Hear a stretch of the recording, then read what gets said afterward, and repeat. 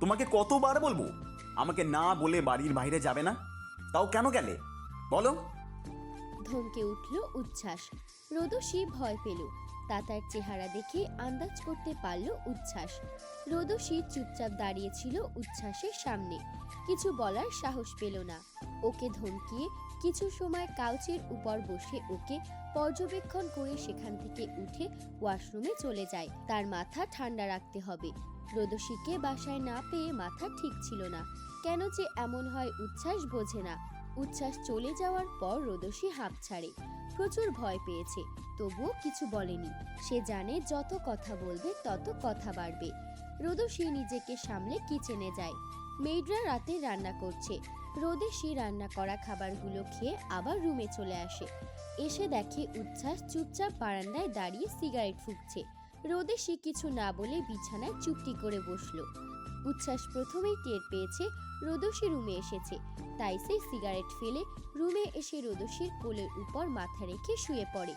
বিয়ের এতদিন পার হওয়ার পরও এসব নিয়ম বদলায়নি, আর মনেও হয় না আর কখনো বদলাবেও।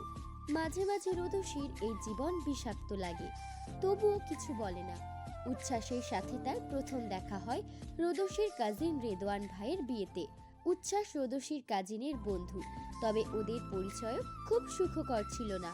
প্রথম পরিচয়ে তিক্ততা ভয় করে, তবে ওই থেকে এই পর্যন্ত আসা রোদসী কখনো কল্পনাতেও ভাবেনি। দরজায় নক করার শব্দে রোদসীর ধ্যান ভাঙে। মেইড এসে ডেকে গেছে, রাতের রান্না হয়ে গেছে। রোদসী মেইডকে চলে যেতে বলে উচ্ছ্বাসকে ডাক দেয়। উচ্ছ্বাস রোদসীর দিকে কতক্ষণ তাকিয়ে চুপচাপ উঠে ফ্রেশ হয়ে চলে গেল। আর রোদসী নিচে এসে খাবার ঠিকঠাক করতে লাগলো। উচ্ছ্বাস এলেই তাকে খাইয়ে দিতে হবে, এই নিয়ম নতুন নয়। সেই প্রথম থেকেই এই বায়না। প্রথমে বিরক্ত লাগলেও এখন মানিয়ে নিয়েছে রোদসী। এর মধ্যে উচ্ছ্বাস এসে টেবিলে বসে রোদসীর দিকে কিছু সময় তাকিয়ে থাকে।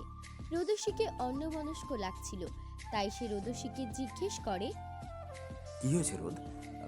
আজকে এত অন্যমনস্ক লাগছে কেন তোমাকে? কিছু হয়েছে? রোদসী কিছু বলল না। তাতে উচ্ছ্বাসের মেজাজ খারাপ হলেও কিছু বলে না। সন্ধ্যায় এমনিতেই রোদসীর সাথে রাগারাগি করেছিল, তাই টপিকটা বন্ধ রেখে সে চুপচাপ রাতের খাবার শেষ করে উঠে চলে যায়। রোদসী উচ্ছ্বাসের যাওয়ার পানে তাকিয়ে একটা দীর্ঘশ্বাস ছাড়ল। তাদের সম্পর্কটা জানি কেমন খাপছাড়া। মাঝে মাঝে রোদসীর মনে হয় তাদের সম্পর্কটা লোক দেখানো মিছিমিছি। আচ্ছা, সম্পর্কে কি আদৌ মিছিমিছি হয়? লোক দেখানো হয়? হয় বোধহয়। রোদসীর চিন্তা ভাবনা বাদ দিয়ে রাতের খাবার খেয়ে সব গুটিয়ে উপরে চলে যায়। রুমে উচ্ছ্বাসকে রোদসী পেল না, তাই সে ওয়াশরুমে যেয়ে ফ্রেশ হয়ে চুপচাপ রুমের বাতি নিভিয়ে শুয়ে পড়ল। আর ভাবতে লাগলো জীবনের ভুলটা কোথায়। কিছুক্ষণ পর রোদসী রুমে কারোর অস্তিত্ব টের পায়। রোদসী জানে এটা উচ্ছ্বাস, তবুও কোনো প্রতিক্রিয়া না করে ওভাবেই শুয়েই থাকলো। উচ্ছ্বাস এসে রোদসীকে ডাকলে, হ্যাঁ রোদ শোনা, কি হয়েছে তোমার? তোমার কি মন খারাপ? আমি আমি কি কিছু করেছি? সন্ধ্যার জন্য আমি সরি পাখি। আসলে আসলে বাসায় এসে তোমাকে না পেয়ে মাথাটা ঠিক ছিল না। আর আর আর করবো না এমনি। Sorry, please sorry. রোদসী কথাগুলো শুনল। প্রতিবারের কথাই এগুলো, তাই কোনো প্রত্যুত্তর করার ইচ্ছে হলো না। সে চুপচাপই পড়ে রইল। এতে উচ্ছ্বাস ধৈর্য হারা হয়। সে এবার শান্ত কণ্ঠে ধমকে বলে, সমস্যা কি তোমার? কথা কানে যায় না? কি জিজ্ঞেস করছি? আর কথা বলছো না কেন? এবার রোদসী মুখ খোলে। আর কত? কি আর কত?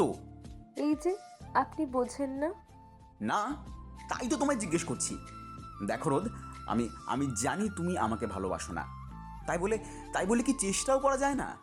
আমি তোমাকে ভালোবাসি, বোঝো না সেটা কেন? তুমি বোঝো না কেন? কোথায় ভালোবাসা? আসলেই বাসেন? কই, আমি তো টের পাই না। আচ্ছা, টের পেতে হবে না, এটা বাদ দাও। বলো, আজকে কোথায় গিয়েছিলে? এবার রোদসী একটু ভীত হয়, কারণ রোদসী তার একটা বান্ধবীর সাথে দেখা করতে গিয়েছিল, আর উচ্ছ্বাস এগুলো পছন্দ করে না। তবুও গলায় জোর এনে রোদসী বলে, আমি একটা কাজে বাইরে গিয়েছিলাম, তবে আজকেই শেষ, আর কখনো যাব না। আমি কারণ জিজ্ঞেস করেছি।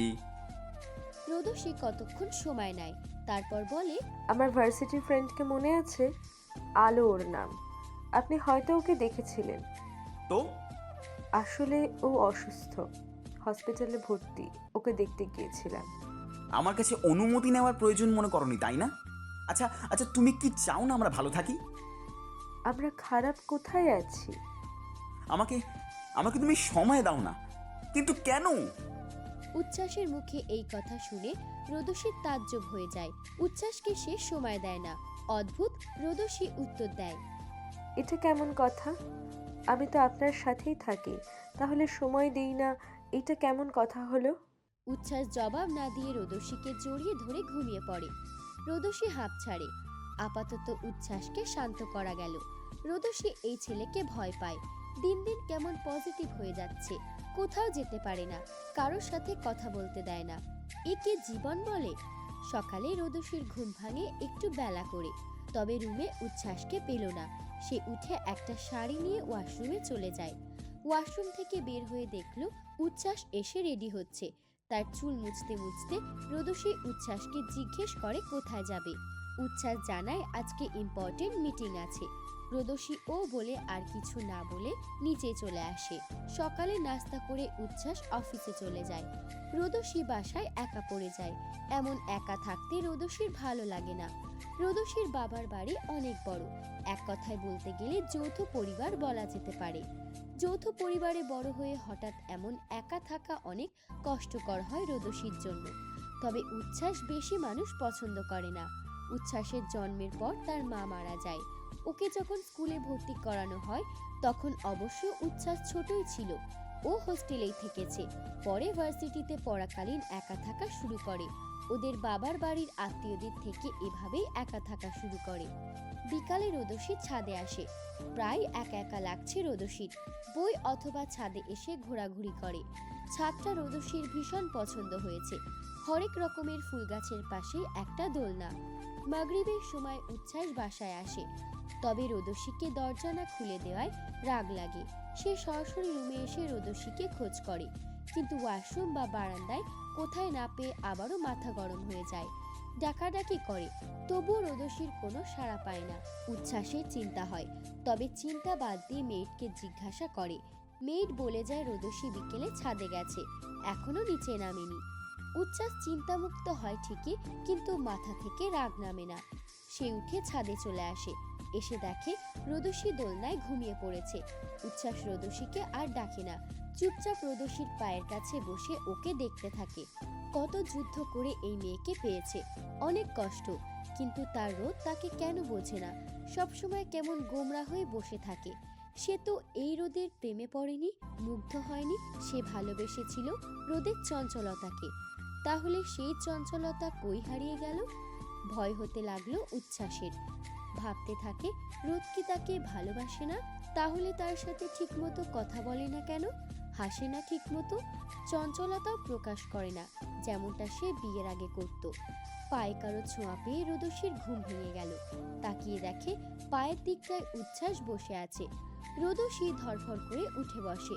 প্রচুর ভয় পেয়েছে মেয়েটা। নিজেকে সামলে উচ্ছ্বাসকে জিজ্ঞাসা করে কখন এসেছে। উচ্ছ্বাস উঠে দাঁড়িয়ে নিচে আসতে বলে চলে যায়। রোদসী নিজেকে সামলে রুমে আসে। এসে উচ্ছ্বাসকে আর রুমে পায় না।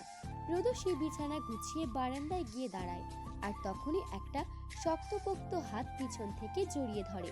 রোদসী কিছু বলে না। উচ্ছ্বাস কিছুক্ষণ রোদসীকে পর্যবেক্ষণ করে রোদসীকে বলে, আমরা কিছুদিনের জন্য আমাদের ওই বাড়ি যাব। রোদসী অবাক হয়। বিয়ের পর কখনোই ওই বাড়ির কথা কখনো উচ্ছ্বাস মুখেও আনেনি। তাহলে হঠাৎ ওই বাড়িতে যাবে? কথাটা শুনে অনেকটা অবাক হয়ে জিজ্ঞাসা করে, হঠাৎ? এমনি মনে হলো একটু ঘুরে আসি। তুমি বাসায় একা ফিল করো, তাই ভাবলাম ওখানে থাকি কিছুদিন। রোদসী চুপচাপ শুনল ওর কথা, কিন্তু কিছু বলল না।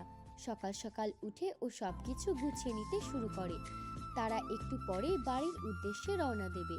দুপুরের দিকে ওরা এসে পৌঁছালো। বাড়ির সবাই কল্পনাও করেনি উচ্ছ্বাস রোদসীকে এই বাড়িতে নিয়ে আসবে। রোদসীকে উচ্ছ্বাস ড্রয়িং রুমে রেখে নিজের রুমে চলে যায়। কিছুক্ষণের মধ্যেই রোদসীর ডাক পড়ে। রোদসী ওঠে রুমে যাওয়ার জন্য। তবে বাড়ির কিছু রোদসী যেহেতু চেনে না, তাই উচ্ছ্বাসের দাদি উচ্ছ্বাসের চাচাতো বোন উষাকে বলল উচ্ছ্বাসের রুম দেখাতে। উষা রোদসীকে রুম দেখিয়ে চলে আসলো। রুমে এসে দেখে উচ্ছ্বাস বেডে বসে আছে। সে রোদসীকে জিজ্ঞাসা করে কেউ কিছু বলেছে কিনা। রোদসী জানায় কেউ কিছু বলেনি, আর জানায় দাদিমা উষাকে বলেছে রুম দেখিয়ে দিতে, তাই ও এসেছিল। উচ্ছ্বাস বলল, বাসায় কেউ কিছু বললে আমাকে জানাবে। আমরা এখানে বেড়াতে এসেছি, বেশি দিন থাকবো না, চলে যাব। তবে তুমি যদি এখানে থাকতে চাও থাকতে পারি, কারণ তুমি বাসায় একা থাকো। আমি জানি তোমার বাসায় একা ভালো লাগে না, তাই এই বাসায় থাকার সিদ্ধান্ত নিয়েছি। তবে এখানে কতদিন থাকবো তোমার উপর নির্ভর করে। রোদসী জানায়, আমার কোনো সমস্যা নেই এখানে থাকতে, আমি মানিয়ে নিব। উচ্ছ্বাস জানে রোদসীর সমস্যা হলেও সে জানাবে না, তবে উচ্ছ্বাসের উপর ভরসা আছে। উষা রোদসীর সাথে থাকবে আর দেখে রাখবে। সন্ধ্যার দিকে উচ্ছ্বাস বাহিরে যায়, তার কিছুক্ষণ পরই উষা আসে। ভাবি আসবো? আসো, বলার কি আছে, বসো। বলো কেমন আছো? না, এমনি জিজ্ঞেস করে আসা ভালো তো, তাই। আমি ভালো, তুমি? কথাটা বলে আবার বলতে শুরু করে, আচ্ছা ভাবি, বলো তো, এই ঘাটতারা কিভাবে তোমায় দেখে এত পাগল হলো যে বিয়েই করে ছাড়লো? এই কথা শুনে রোদসী হাসলো, তারপর বলল, কি জানি, তোমার ভাই তো তোমার ভাই, তোমরাই ভালো জানো কি দেখলো। আচ্ছা ভাবি, তোমাকে ভাইয়া প্রথম কই দেখেছে জানো? উষার বোকা বোকা প্রশ্নে রোদসী খিলখিল করে হেসে দিল। বেচারি এতে লজ্জা পায় কি একটা প্রশ্ন করে বসলো। রোদসী হাসি থামিয়ে বলল, হ্যাঁ, আমার ভাইয়ের বিয়েতে। রেদওয়ান ভাইয়ের বন্ধু হয় তোমার ভাই। দোস্ত, তারপর কি হলো? রোদসী উচ্ছ্বাসের মুখের দিকে তাকিয়ে থাকলো, কিছু বলতে যাবে, তার মধ্যে দরজার নক পড়ল। রোদসী তাকিয়ে দেখে বৃষ্টি দাঁড়িয়ে। বৃষ্টি উচ্ছ্বাসের সৎবোন। রোদসী একটা হাসি দিয়ে রুমে আসতে বললে বৃষ্টি তার কথায় পাত্তাও না দিয়ে বলে দাদি ডেকেছে, তাড়াতাড়ি আসো। রোদসী জানায় সে আসছে। বৃষ্টি যাওয়ার পর উষা বলে, এই মেয়ে যে কোন ধরনের আল্লাহই ভালো জানে। এই আমার সাথে থাকবে, ভালোভাবে কথা বলবে, এই মুখ কালো করে বসে থাকবে, ফাজিল একটা। ইস, উষা, এভাবে বলতে নেই, হয়তো ও এমনই। না ভাবে, ওর পেটে পেটে শয়তানি বুদ্ধি, যখন প্রয়োজন পড়বে গলায় গলায় ভাব করবে, আবার যখন ওর স্বার্থে লাগবে তখন কাউকেই চিনবে না। মায়ের মতো স্বার্থপর একটা। ওদের জন্যই তো ভাইয়া এই বাসায় এসে থাকে না। থাক, বাদ দেও। চলো তো দেখি দাদি কেন ডেকেছেন। দাদি ডেকেছেন, আসবো? উচ্ছ্বাসের দাদি বিছানায় বসা ছিল। রোদসীর কথা শুনে দরজার দিকে তাকিয়ে বলে, হ্যাঁ, আয় আয়, বস। রোদসী মিষ্টি একটা হাসি দিয়ে উচ্ছ্বাসের দাদুর পাশে বসে। দাদু রোদসীর মুখ ধরে চুমু খেয়ে বলে, হ্যাঁ রে, আমার নাতিটাকে কি করে পাগল করলি রে? আর ওই বা এই চাঁদের মতো মেয়েটাকে দিল কি করে? আমি ভেবে পাচ্ছি না। মিসেস রাবেয়া বেগমের কথা শুনে রোদসী লজ্জা পেল। রাবেয়া বেগম উষা তাকে এমনভাবে কথা বলে লজ্জা পেতে দেখে মিটমিটিয়ে হাসলো। উষা বলে উঠল, জানো দিদান, ভাইয়া ভাবিকে প্রথম ভাবির কাজিনের বিয়েতে দেখেছে। একবার ভাবো, ভাইয়া কত দুষ্টু, মানে ভাবিকে দেখলো আর সেই ভাবিকে বিয়েই করে ফেললো।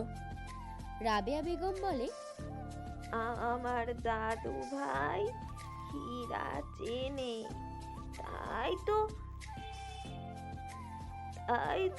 হীরা দেখে হীরাকে ঘরে উঠিয়েছে। হ্যাঁ রে, নতুন বউ উচ্ছ্বাস আদর টাদর করে তো। দাদুর বেফাস কথাবার্তায় বেচারি রোদসী আরো লজ্জায় পড়ে, মাথা নিচু করে বসে থাকে। উষা বলে, দাদু, লজ্জা দিও না তো, দেখো গালগুলো কেমন লাল টমেটোর মতো হয়ে গেছে। এটা বলে উষা খিলখিল করে হেসে দেয়। এরই মধ্যে উষার বড় ভাই উদয় আসে। কি রে, এমন পেদনির মতো হাসছিস কেন? তোর তো গাছে থাকার কথা, এখানে কি? দেখিস ভাইয়া, ভালো হবে না কিন্তু। খারাপ আর হবে কি, যার ঘরে জল জ্যান্ত এমন একটা শাঁখ চুন্নি আছে, তার আর কি সর্বনাশ হবে? উদয়ের এমন কথা শুনে উষা কিছুটা ন্যাকা কণ্ঠে দাদুকে বিচার দেওয়ার ভান করে বলে, দেখো দাদু, কিছু বলো তোমার নাতিকে, ভালো হচ্ছে না কিন্তু। উষার কথায় পাত্তা না দিয়ে উদয় বলে, আচ্ছা শোন না, শুনলাম ভাইয়া আর ভাবি আসছে, কই রে? উষা চোখ দিয়ে ইশারায় দেখায়। উদয় রোদসীকে দেখে নিজেই বোকা হয়ে যায়, রোদসীও বোকা হয়ে যায়। একে অপরের দিকে কতক্ষণ তাকিয়ে একসাথে চেঁচিয়ে ওঠে। উদয় বলে, তুই? ভাবি? তাও আমার? না, আমি মানি না। রোদসীও একসাথেই বলে, তুই আমার দেবর? না, এ কিছুতেই হতে পারে না। দাদি আর উষা কিছুই বুঝতে পারছে না হলোটা কি। একে অপরের দিকে তাকিয়ে উষা উদয়কে জিজ্ঞাসা করে, তুই আর ভাবি কি আগে থেকেই পরিচিত? উদয় একটু হেসে বলে, ও আমার কলেজের ব্যাচমেট ছিল, বন্ধুও বলতে পারিস। উষা এবার বুঝলো। ও তাই বুঝি, বাহ, তাহলে তোরা তো পরিচিতই, ভালোই হলো, এখন থেকে অনেক মজা হবে। রোদসী উদয়ের দিকে দেখে তারপর উষাকে বলে, কিন্তু কলেজ শেষ হওয়ার পর কিছু কারণে আর যোগাযোগ করা হয়নি। উদয় হেসে খুব সিরিয়াসের মতো বলে, দূর, মজা হবে না ছাই। ভাইয়া যে পারলে উঠিয়ে আমাকে আছাড় মারবে। কথাটা বলেই আবার রোদসীকে জিজ্ঞেস করে, কি রে, তুই চুপ কেন? বল, তোর জামাই কেমন? রোদসী কোনো উত্তর করার আগে সেখানে উচ্ছ্বাস হাজির এবং সে বলে, কার কথা জিজ্ঞেস করছিস? উচ্ছ্বাস এসে দরজায় দাঁড়িয়েছিল। সবাই তাকে দেখে একটু নড়ে চড়ে বসলো। সে আবার জিজ্ঞেস করলো, কি নিয়ে কথা হচ্ছিল? উষাই প্রথমে কথা শুরু করলো। আরে জানো ভাইয়া কি হয়েছে? উদয় ভাইয়া আর রচ্ছি ভাবি ব্যাচমেট। So what? গম্ভীর হয়ে জিজ্ঞেস করলো রোদসীর মুখের দিকে তাকিয়ে। এদিকে রোদসীও ভয় পাচ্ছে, যদি উচ্ছ্বাস কোনো সিন ক্রিয়েট করে বসে তাহলে যাতা অবস্থা হবে। উচ্ছ্বাস হ্যাঁ বলে উঠে রোদসীকে রুমে আসতে বলে চলে গেল। রোদসীও উঠে দাঁড়ালো। মাত্রই উদয় জিজ্ঞেস করে, কোথায় যাচ্ছিস? রোদসী বলে, তোর ভাই রুমে ডাকলো, শুনিসনি? আরে ধুর, রাগ তো রুমে যাওয়া। কতদিন পর দেখা হলো, সব সময় তো ভাইয়ার সাথেই তো থাকিস। এখন আমাকে আগে বল, ভাইয়ার সাথে পরিচয় কিভাবে? আর বিয়ে? জানিসই তো বড় বাবার সাথে ভাইয়ার সম্পর্কে, বড় চাচির জন্য। তাই আমাদের না জানিয়েই বিয়েটা করে ফেলো। রোদসী মনে মনে ভয় পেল, তবুও ভাবলো এতদিন পর সবার সাথে কথা বলতে পারছে, বিশেষ করে যদি হয় কাছের কোনো বন্ধু বা বান্ধবী, তাহলে তো কথাই নাই। বিয়ের কাহিনী এসে অনেক বড় ভাই, বলিস না আর। বিয়েটা হয়েছে গোলমেলে ভাবে বা হঠাৎ বলতে পারিস। আর কিছু বলার আগেই উচ্ছ্বাস এসে রোদসীকে কোলে তুলে নিল আর যেতে যেতে বলল, সরি গাইস, তোদের ভাবি এখন ব্যস্ত, পরে কথা বলিস। আর কোনো কথা না বলেই উচ্ছ্বাস নিজের রুমের দিকে হাঁটা দিল। রোদসী আবারও লজ্জা পেল দাদু, ছোট ননদ আর দেবরের সামনে এভাবে কোলে উঠিয়ে নিয়ে আসার জন্য। রোদসী নিচু কণ্ঠে বলল, হচ্ছে কি নামান? আপনার লজ্জা না হয় কম থাকতে পারে, আমার তো আছে। নিজের বাসায় হুটহাট কোলে নেন, সে ব্যাপার আলাদা। এখানে বাসায় কেউ নেই বলে আমি কিছু বলি না, কিন্তু এই বাসায় সবাই আছে। উচ্ছ্বাস কোনো জবাব না দিয়ে সোজা নিজের রুমে এসে বিছানায় রোদসীকে বসালো। তারপর দরজা বন্ধ করে রোদসীর পায়ের কাছে বসে কোলে মাথা রাখলো। কতক্ষণ এভাবেই কাটলো। পুরো ঘরময় নিঃশব্দ বিরাজ করলো। কিছুক্ষণ পর উচ্ছ্বাস মাথা তুলে রোদসীর দিকে তাকালো। রোদসীও উচ্ছ্বাসের দিকে তাকিয়েছিল। আচ্ছা রোদ, আমি কি খুব বাজে? অনেক কষ্ট দেই? খুব খারাপ? রোদসী জবাব দেয় না। সে জানতো এমন একটা পরিস্থিতিতে তার পড়তে হবে। ডাকার সাথে সাথে আসেনি সে, ভুল করেছে, মাসুল দিতে হবে। কি হলো বলো, জবাব দিচ্ছ না কেন? কই কই আমার সাথে তো এত কথা বলো না, হাসো না। এগুলো বলেই উঠে রোদসীর চুল হাতে নিয়ে টেনে ধরল। রোদসী তাকিয়েছিল উচ্ছ্বাসের দিকে। কি অদ্ভুত মানুষ, হঠাৎ করে এমন পাগলামি। রোদসী চুল ধরার ব্যথায় কান্না করে দেয়। রোদসীর কান্নায় কথা আটকে আসে, তবুও কষ্ট করে বলে, ছাড়ুন, আমি চুলে ব্যথা পাচ্ছি, খুব লাগছে। উচ্ছ্বাস এতে আরো রাগ করে, গাল টিপে ধরে বলে, এর থেকে বেশি ব্যথা আমি পাই। বলো কেন আমার সাথে ঠিক মতো কথা বলো না? আর এত হাসাহাসি কিসের? আমার সাথে তো এত হেসে কথা বলো না। আচ্ছা আচ্ছা বলো তো, তুমি কি আমাকে ভালোবাসো না? আমাকে ভালোবাসো না? বিয়েটা যেভাবেই হোক, আমি তো তোমাকে ভালোবাসি, এত ভালোবাসি, তাও কেন তুমি আমার সাথে ঠিক মতো কথা বলো না? রোদসী নিজেকে ছাড়ানোর চেষ্টা করে, তবুও পারে না। উচ্ছ্বাস রোদসীর ছটফট দেখে, চোখের পানি তাকিয়ে তাকিয়ে দেখে। তারও কষ্ট হয়, কিন্তু তার রোদ পাখি তো বোঝে না। কিছুক্ষণ পর উচ্ছ্বাস রোদসীকে ছেড়ে বারান্দায় চলে যায়। তার মাথা ঠান্ডা করতে হবে। বারান্দায় এসে উচ্ছ্বাস সিগারেট ধরায়, আর রোদসী বিছানার পাশে বসে কান্না করতে শুরু করে। উচ্ছ্বাস বারান্দায় বসে শোনে, কিন্তু যাবার ইচ্ছে করে না। কিছুক্ষণ বারান্দায় দাঁড়িয়ে সিগারেট খায়। একসময় দেখে পুরো প্যাকেটই খালি হয়ে গেছে, ঘর থেকেও কোনো শব্দ আসছে না। তাই উচ্ছ্বাস রুমে এসে দেখে রোদসী বিছানার পাশে মাথা রেখে ঘুমিয়ে গেছে।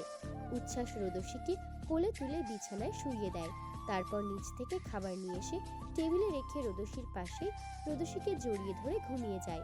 মাঝরাতে রোদসীর ঘুম ভাঙে, মনে হলো শরীরের উপর ভারী বস্তু পড়ে আছে। পাশে তাকিয়ে দেখে উচ্ছ্বাস আষ্টে পৃষ্ঠে জড়িয়ে ধরে ঘুমিয়ে আছে। তার ঘাড়ে উচ্ছ্বাসের গরম নিঃশ্বাস পড়ে। রোদসী একটু নড়তে উচ্ছ্বাস রোদসীকে আরো কাছে টেনে রোদসীর গলায় মুখ গুজে দেয়, আর বিড়বিড় করে বলে, আমি তোমাকে ভালোবাসি রোদ, আমি তোমাকে অনেক অনেক বেশি ভালোবাসি। আমাকে ছেড়ে যেও না। রোদসী তাকিয়ে থাকে আর ভাবে লোকটা কি অদ্ভুত।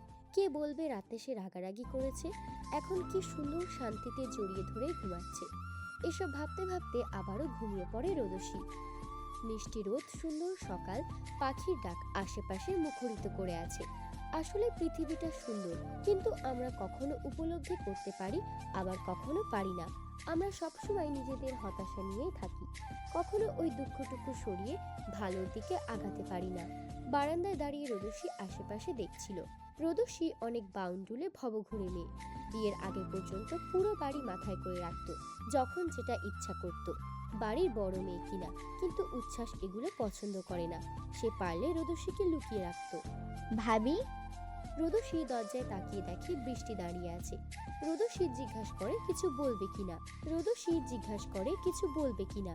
বৃষ্টি মাথা ঝাঁকিয়ে বলে হ্যাঁ। এসে বসো। না ভাবি, বসবো না। আসলে আমি একটু বেরোবো, আমার সাথে একটু যাবে? রোদসী পড়েছে বিপদে। তার তো বের হতেও ইচ্ছে করে, আবার ভয়ও হয়। ওই দিন উচ্ছ্বাস যেমন করলো, এখন ওকে না বলে বের হলে আবার কিনা কি করে বসে, একমাত্র উচ্ছ্বাসই ভালো জানে। রোদসী মিথ্যে বলে, আসলে বৃষ্টি, আই গট মাই পিরিয়ডস, আমি বাইরে যেতে পারবো না। আর বাকি কথা বলার আগেই বৃষ্টি থামিয়ে দেয়। বুঝেছি, তুমি ভাইকে ভয় পাচ্ছ, কিন্তু ট্রাস্ট মি, ভাইয়া কিচ্ছু বলবে না, চলো আমার সাথে। এর মধ্যে উচ্ছ্বাস এসে বলে, ও কোথাও যাবে না, তুই যেখানে ইচ্ছা সেখানে যা। রোদসী উচ্ছ্বাসকে দেখে ঘাবড়ে যায়, তবুও চুপচাপ বসে থাকে। লোকটা বদ, কখন কি করে বসে ঠিক নেই। বৃষ্টি উচ্ছ্বাসকে দেখে মুখ কালো করে ঘর থেকে চলে যায়। তা দেখে উচ্ছ্বাস মুচকি হাসে। উচ্ছ্বাস রোদসীর দিকে তাকিয়ে জিজ্ঞেস করে, কোথায় যাওয়ার কথা বলছিল? ওর সাথে কোথাও যাবে না, ওই মহিলা পাঠিয়েছে মনে হয়। এগুলো বলে উচ্ছ্বাস ফ্রেশ হয়ে ওয়াশরুমে চলে যায়। ওয়াশরুমের থেকে বের হওয়ার পরই একই ভঙ্গিতে বসে থাকতে দেখে উচ্ছ্বাস ভ্রু কুঁচকে কারণ জিজ্ঞেস করে। রোদসী জানায় বাসার সবার কথা মনে পড়ছে, আর যদি সময় হয় তাহলে যেন রোদসীকে নিয়ে একটু ঘুরিয়ে আনে। এসব কথা শুনে উচ্ছ্বাসের রাগ লাগে, তবে মনে মনে খুশিও হয় যে রোদ তাকে এই অনুরোধ করার জন্য। সে জানায় এই সপ্তাহের শেষের দিকে নিয়ে যাবে। এখন উচ্ছ্বাস ব্যস্ত। রোদসী কিছু না বলে উচ্ছ্বাসকে খেতে আসতে বলে নিচে চলে যায়। খাওয়া দাওয়ার পর্ব শেষ করে রেস্ট করে। বিকালে রোদসী রজনী বেগমের রুমে যায়। ওখানে আগে থেকেই উষা, উদয়, বৃষ্টি বসা ছিল। রোদসীকে দেখে বৃষ্টি উঠে চলে যায়। এটা দেখে রোদসী অবাক হয়ে উষাকে জিজ্ঞেস করে। ও কেন চলে গেল? উষা মুখ ভেঙচি দিয়ে বলে, হয়তো ও তোমার কাছে কিছু চেয়েছিল, পায়নি, বা অন্য কিছু হতে পারে। রোদসীর দুপুরের কথা মনে পড়ে। তারপর বলে, ও দুপুরের আগে আমার কাছে গিয়েছিল। ও বেরোতে চায়, আমাকে জোরাজুরি করলো। এর মধ্যে তোমাদের ভাইয়া আসলো আর বলল যাবে না। অমনি মুখ কালো করে চলে আসলো। রোদসী কি বলবে বুঝতে পারল না। দ্বিধাবোধে ঘিরে ধরল যেন। তাদের মধ্যে ওই ধরনের সম্পর্ক এখনো তৈরি হয়নি যে বলা যায় বা কিছু। তাই সে কোনো জবাব না দিয়ে চুপ থাকে। ওর অন্যমনস্ক থাকায় সবাই মিটিমিটি হাসে। দাদু আলতো করে ধাক্কা দিয়ে বলে, থাক থাক, আর লজ্জা পেতে হবে না। চুপ থাকা সম্মতির লক্ষণ। আমি জানি তো আমার দাদু ভাই অনেক ভালোবাসতে জানে। তুমি ওকে আগলিয়ে রেখো। ছোট থেকে একা একা বড় হয়েছে তো, বোঝাই সময় দেওয়ার মতো আমি ছিলাম ওর সব কিছু সঙ্গী। সবাই উৎকণ্ঠা হয়ে জিজ্ঞেস করে, কি হয়েছিল? আর এই মহিলা কিভাবে এই পরিবারে আসলো? সবাই একটু ইতস্তত বোধ করলো। দাদু কিছুক্ষণ চুপ থেকে বলতে শুরু করে, রাশেদ আর উচ্ছ্বাসের মা ও উর্মিলা ভার্সিটি লাইফ থেকে একই ক্লাসে পড়তো এবং তারা সমবয়সী হবার কারণে উর্মিলার বাড়ির সবাই তাদের সম্পর্ক মানতে নারাজ ছিল। ওদের সম্পর্কের কথা যখন উর্মিলার বাবা জানতে পারে, তখন থেকে উর্মিলার জন্য পাত্র দেখা শুরু করে। যখন আমরা এই বিষয়ে অবগত হই, তখন আমরা তাদের কাছে রাশেদ আর উর্মিলার বিয়ের জন্য প্রস্তাব দিই। তারা সরাসরি আমাদের নাকচ করে দেয়। তাদের বাড়ি মানতে নারাজ কারণ একটাই, ওরা সমবয়সী। আমরাও তো বুঝি সমবয়সী, কিন্তু কি করার আছে? ভালোবাসার প্রতি কি আর জোর চলে? উর্মিলার বাবা উর্মিলাকে আটকে রাখে। তার জন্য প্রায় 1 মাস ওদের মধ্যে যোগাযোগ ছিল না। পরে হঠাৎ একদিন রাতে উর্মিলা আমাদের বাড়ি এসে ওঠে।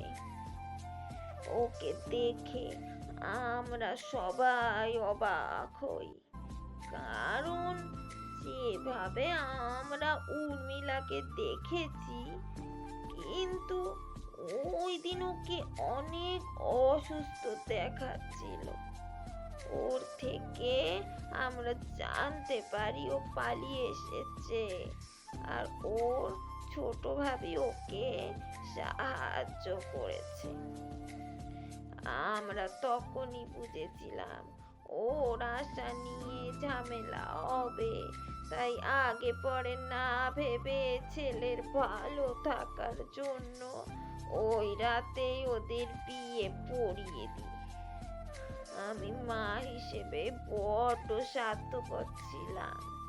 কি করব, বড় ছেলে তো আদরের ছিল। তারপর সবাই দরজার দিকে তাকিয়ে একটু হকচকিয়ে যায়।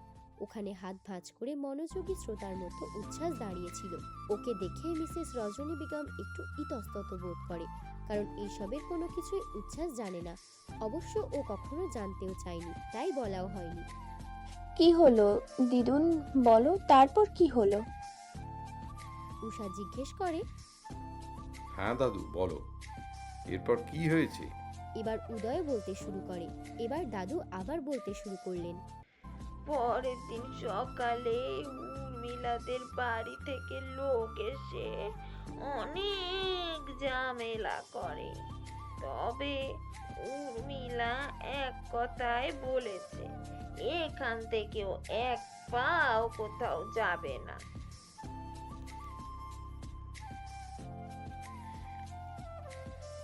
এতে ওদের বাড়ির মানুষেরা অনেক বাজে আচরণ করে, সম্পর্ক ছিন্ন করে।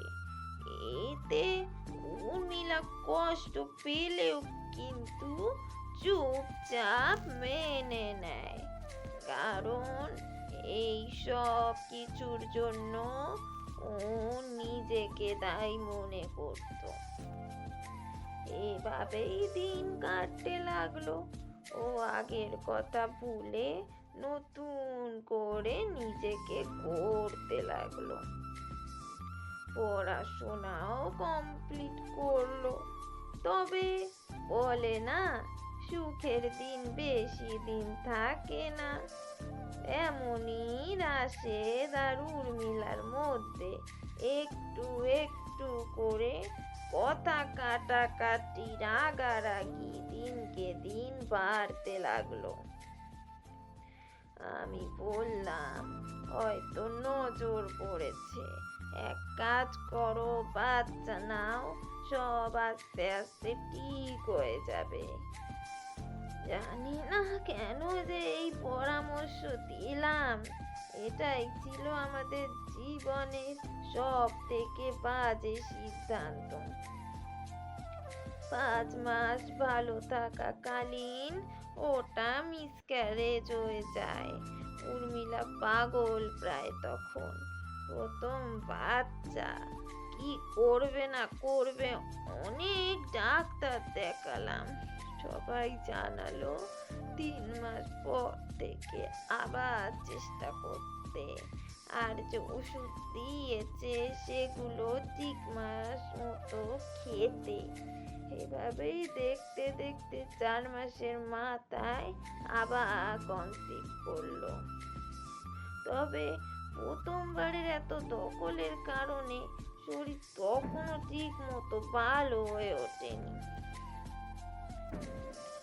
যখন যখন সময় এগিয়ে আসলো উচ্ছ্বাস জন্ম নেওয়ার, ওই টাইমে ডাক্তার কন্ডিশন জানালো যে আগে মিসক্যারেজ হয়েছে, তাই এখনো ওর মানসিকভাবে অত ভালো প্রস্তুত না। সাথে শরীরের যে ঘাটতি ছিল ওগুলোও পূরণ হয়নি। তাই আমাদের বড্ড পেপার সাইন করতে লাগলো।